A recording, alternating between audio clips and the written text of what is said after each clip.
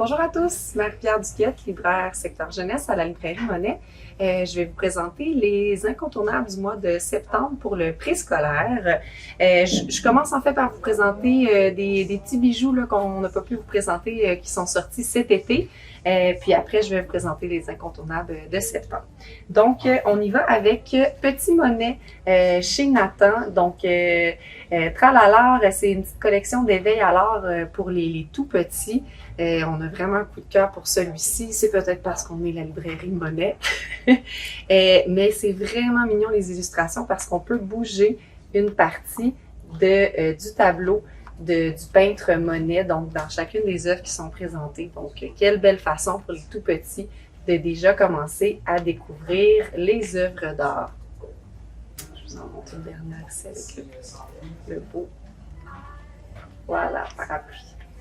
Ensuite, Maman de Claude Dubois chez Pastel. Donc ici, c'est vraiment très rigolo. On a une maman canne qui se fait constamment déranger par ces petits canards qui veulent qu'elle les aide à trouver toutes sortes de choses. Alors, maman, t'as vu mon camion, t'as vu mon robot, t'as vu mon tambour? Elle doit répondre à ces trois cocos constamment et elle essaie de lire son roman. À chaque fois, elle trouve ce que les enfants cherchent et ensuite elle leur dit, ben là, j'aimerais ça avoir du temps pour lire mon roman. Et là, ce qui est intéressant, c'est que elle va nous lire des parties de son roman, va être dérangée encore par ses enfants. Donc, c'est vraiment un livre rigolo sur la parentalité puis sur la lecture aussi. Elle va finir par se cacher quand les enfants viennent pour la chercher. Elle se cache sous la couverture et les enfants ne la trouvent pas. Donc, elle dit, ben heureusement qu'ils ont de la difficulté à trouver ce qu'ils cherchent parce que là, ils ne l'ont pas trouvé. Elle va grimper dans un arbre et les petits poussins vont la chercher. Maman, à l'extérieur. Et dans la page de garde, c'est vraiment mignon. Ça se termine avec toute la famille bien endormie sur la branche. Je poursuis avec les saisons aux éditions Phaidon. C'est vraiment un format qui est très, très particulier, là, qu'on voit rarement. Ça s'ouvre comme ça ici. C'est un livre qui forme un globe, en fait. Vous voyez ici. Et on a deux... il y a même... c'est aimanté, donc on peut vraiment le déposer là, pour qu'il tienne comme ça ici. Puis, on a deux narrations, si vous voulez, qu'on peut suivre. D'un côté, on a un petit texte poétique à travers les saisons de ce côté-ci. Et de l'autre côté, on a des informations ici sur les saisons, les changements qu'on peut observer à travers les saisons. Donc, c'est vraiment génial pour les tout petits. Les illustrations sont très belles aussi. Un incontournable pour notre équipe. À la douche, le dernier de Escoffier, le deuxième dans ce genre-là de Escoffier. Le premier, c'était avec les cabines de toilette. Donc, on aime autant le deuxième que le premier. Donc, c'est un petit lapin après son cours de piscine qui se rend à la douche. Il va vouloir ouvrir chacune des cabines de douche qui sont toutes occupées. Alors, il y a des volets ici, qu'on peut ouvrir les portes. Puis on a toujours un indice sur la porte. Il y a le vêtement du personnage qui est en train de prendre sa douche qui est accroché. Donc ici, on prédit avec les cocos, ben qui va être là? Ça risque d'être une licorne. Et oui, on a la licorne ici qui est sous la douche. Un autre que j'aime bien qui est très drôle, qui va être là. Moi, je pense que c'est une grand-mère. Mais non! C'est le loup! Alors, très rigolo pour nos cocos. On y va pour maintenant les incontournables de septembre. Donc, je commence avec J'ai une maison chez Marcel et Joachim. Donc, ici, on a un magnifique pop-up d'une petite fille qui s'imagine une maison dans sa maison. Donc, elle va nous décrire les activités qu'elle fait, ce qu'elle peut retrouver dans sa maison, mais on se rend bien compte que on est dans l'imaginaire.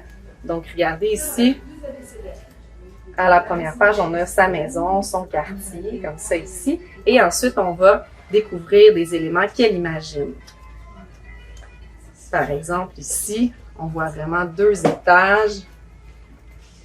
J'essaie de vous montrer comme ça. Voilà, 2 étages de la maison. Très poétique le texte aussi. Là, je vous lis un extrait. Dans les étages, on peut croiser des musiciens, une forêt vierge, des cordes à linge, une famille singe et mouches qui chantent sous des étoiles tricotées. Et puis aussi, dans le grenier, un musée, des petites horreurs, des dunes de sable, un oiseau en papier et mouches qui lit sous la lune. Ma page favorite, elle dit que sur le toit, il y a un phare. Regardez comme c'est magnifique. Donc, un beau livre sur l'imaginaire. Ensuite, un livre très rigolo chez Saltimbanque, Le loup à faim de Milly Cabrol. C'est un loup qui se cherche quelque chose à manger. Chaque fois qu'il croit croiser un festin, comme ici, il a envie de manger 3 petits cochons cuisinés aux champignons. On ouvre le volet et finalement, il a un peu moins envie de manger cette proie parce que la maman cochon les protège. Prochaine proie, j'aime bien le hérisson. Mazette, un hérisson rôti. Sauce piquante et pâquerette. On ouvre le volet et le hérisson s'est transformé en super-héros. Et le loup, zut, j'ai oublié la recette. Il va décider de s'en aller vers une autre proie. Ça se termine avec une belle fin rigolote et surprenante ici. Hé, un petit lecteur concentré qui ne m'a pas remarqué. Donc, c'est la même couverture que l'album. On ouvre ici et il y a un miroir et une indication. Fais fuir le loup avec ta plus belle grimace. Donc, l'enfant peut se regarder faire la grimace pour faire fuir le loup. Très rigolo et interactif. Ensuite, magnifique encore une fois aux éditions Amatera, Hector Dexet, Petite graine. Donc ici, on va suivre le parcours d'une petite graine dans la nature jusqu'à ce qu'elle soit plantée, qu'elle germe et qu'elle fleurisse en un beau tournesol. Donc, il y a un volet d'apprentissage, mais c'est surtout tellement magnifique comme livre. Au niveau des illustrations, c'est très poétique aussi.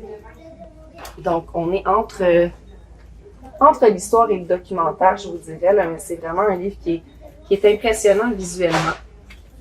Je vais vous montrer quelques pages, celle-là ici.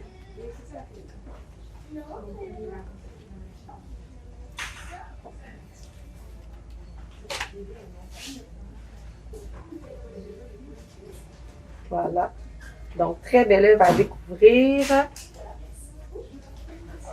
Je poursuis avec un petit documentaire artistique pour faire des créations avec des cailloux et des galettes très simples. On l'a beaucoup aimé parce que il y en a beaucoup que ça permet à l'enfant de se créer des jeux.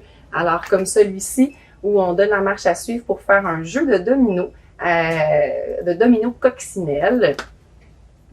J'aime bien aussi celui-ci, les galettes d'humeur. Donc, on se crée un petit personnage avec différentes émotions sur différents galets pour pouvoir changer comment on se sent. Ou encore celui-ci, un peu similaire à Monsieur Patate. Là, on peut se faire des parties du visage pour créer des personnages. Et mon préféré, c'est peut-être parce que j'ai un petit bonhomme à la maison et je sais que ça va bien l'intéresser, des panneaux de circulation et des voitures là, à placer sur un circuit. Donc, beau petit livre à avoir à la maison ou à la classe pour faire de l'art avec tout simplement des cailloux. C'est aux éditions Mila par Maïté Ballard. Ça s'appelle « Mon petit atelier d'artistes, cailloux et galets ». Et je termine avec le livre que, selon moi, on a besoin pour réconforter nos tout-petits face à tous les petits mots de la vie, blessures, peur, tristesse, déception, frustration, papa, maman, je m'ennuie. C'est vraiment tout en douceur. Le petit lapin va vivre toutes ces émotions-là et à chaque fois, on répète Tout ira bien, tout ira bien. Alors, tout ira bien parce qu'il y a des câlins de ses parents, tout ira bien parce qu'il va trouver un autre jeu plus amusant, tout ira bien parce qu'il y a ses amis autour de lui. Donc, c'est vraiment très mignon. Les illustrations sont vraiment tout en douceur. Parfois, tout va mal. La vie est sans dessus-dessous. Parfois, tu n'as pas le moral. Atchou! Parfois, tu fais l'amour. Débarrasse-toi de ces sentiments. Essaie de le faire quotidiennement. Tout ira bien. J'aime beaucoup la page aussi où est-ce que on va voir les jours de la semaine. Ça va nous dire certains jours on est heureux, d'autres on est moins chanceux. Dimanche, il fait une découverte de petites fleurs. Lundi, il est en train de lire avec un ami. Mardi, il s'amuse avec ce même ami. Mercredi, il déguste une petite collation glacée. Jeudi, il s'amuse avec des cerceaux. Vendredi, il fait voler un ballon. Et samedi, grosse colère, le ballon éclate. Donc, ça permet vraiment à l'enfant de voir que oui, il y a des moments difficiles, on vit de grosses tristesses, mais il y a plein d'autres beaux moments dans la vie et c'est sur ça qu'il faut se concentrer. Donc, Tout ira bien, un livre aux éditions Circonflexe de Anna Doudnay. C'est ce qui complète ma capsule pour ce mois-ci. On se voit le mois prochain.